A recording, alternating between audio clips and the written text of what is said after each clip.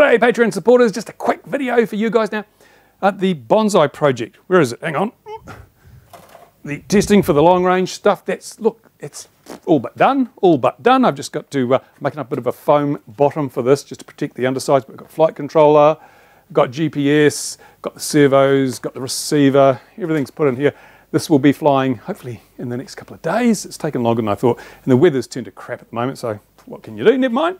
So this will be testing out, it's got iNav on there, testing out the whole thing. Still under 250 grams, woo, with the battery. I was really impressed with that. Anyway, so one of the things I was working on while it was going through my mind was base station, FPV base stations. Now, I know back in the day when we used the Fat Shark Base Edition goggles, we had FPV base stations. We had to have them because there was no built-in receivers. So we'd have a pole with in fact, I've done a video on this of my FPV pole, which was like an aluminium pole with a receiver on the top, had diversity controller on it and a helical and whatever. Brilliant, fantastic distance I got with that thing. Over 4K just with 200 milliwatts on the transmitter. And I was thinking, well, yeah, these days we have goggles with antennas on. We're closer to the ground, sometimes just sitting, and you get really crap FPV reception. Even with a helical on there and you're pointing your head the right direction, it's nowhere near as good as the old receiver on a pole trick. But I really like the freedom of being able to walk around and not having cables hanging out the side because, people trip over them and, it's a pain in the backside. So I've come up with an idea, and we're going to do a DIY project, and it's going to be in 2 levels. The first level, just off-the-shelf bits, bit of wire, bingo, done. I'll show you what it is. We're going to have a video receiver, VRX, and depending on whether you use a diversity receiver or just a regular receiver, it may have a helical on it as well. Okay. Down to a video transmitter with a simple antenna on it as well.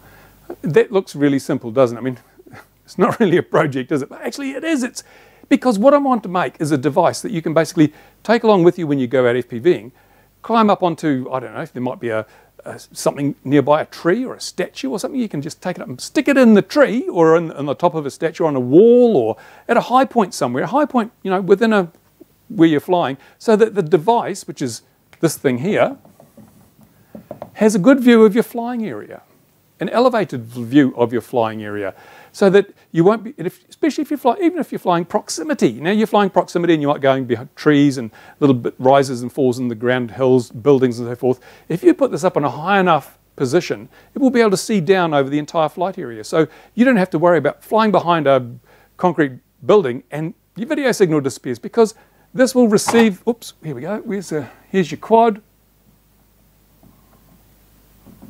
the GoPro on it, yeah, and there's your antenna, woo. This will receive the signal from your quad, even if, wherever it may be, it will come down here and you'll rebroadcast it on a different frequency. So it's a relay station to rebroadcast it. And of course, you're down here with your goggles, nice looking guy that you are with your beard and everything, with your goggles on, and you've got your antenna up there. It will rebroadcast it to you. Now, there may be a giant hill between you and the model, but it doesn't matter because the signal's going up here, down there, back there.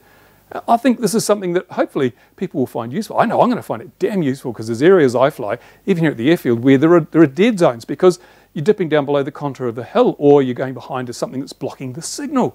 And even out here, if I try and fly standing by the cars, a car can block my signal and suddenly video's gone, So this here will provide the missing link that will guarantee you really, really good coverage. And even if you're just looking at going a long way, even if you want to do your BV loss stuff, this will effectively, because of the elevated position, give you a much better signal. You may just put this on top of a big pole. You may take out a telescoping pole, those, the ones that they used on Rotor Right to get the quad out of the tree. You can buy them from the hardware store, big telescoping poles. You may just decide to put that on the top, telescope your pole up, bang it in the ground, and then suddenly you've got twice the range from the same gear, the same equipment.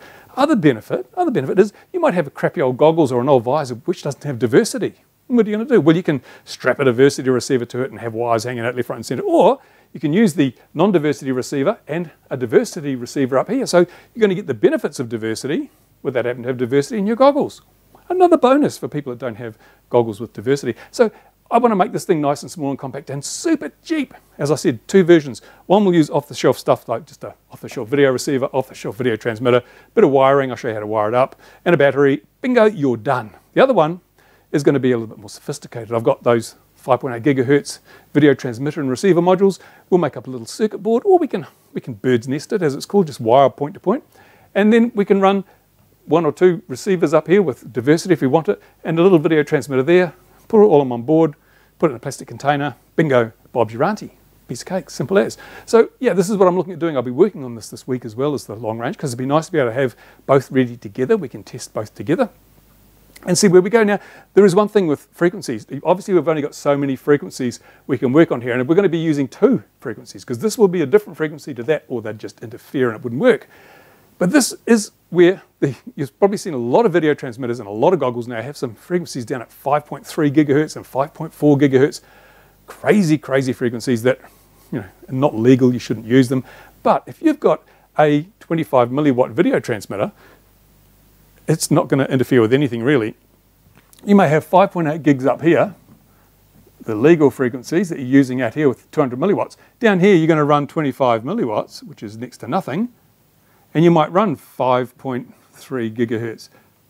So if you get a video transmitter that'll do it and your goggles do it, you don't have to worry about compromising or using up the valuable 5.8 gig frequency. So there you go, it's another bonus if you've got that kind of gear. So yeah, that's what I'll be doing. Well, this one will just be a bit of open wiring. So we'll just have really just that connection there, and a battery, a LiPo, which will go up to there and down to there.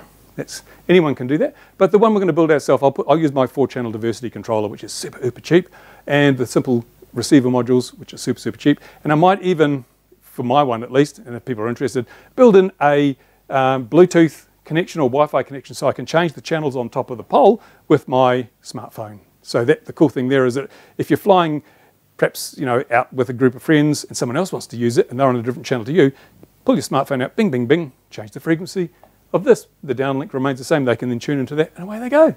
Woo! Simple as. Or, you know, we could have you could have multiple ones of those going. Everyone can have them, and then everyone gets the benefit. Anyway, that's just a thought. What do you think? Tell me what you think, because if this is a cool idea, I'll probably do up a couple, and I may send some out to Patreon supporters for testing. You guys want to test them? No problems. Maybe do a 2-channel diversity one, and if you've got goggles and so forth, you can try it out for me and tell us all what you think of it, because it's got to be worth something to be a Patreon supporter, doesn't it? Yeah, so there you go. I'll look at that in the next few weeks when I've made the prototypes up, and we'll see how we go. I might flick one off to you. There you go. Right, so that's your Patreon video. Sorry there hasn't been more. This thing, it's taken a lot of time, but I've really been so trying to get it going that I haven't really spent much time filming it. I was hoping to sort of do step by step, but no, this is just the proof of concept, so it's not what we're going to build.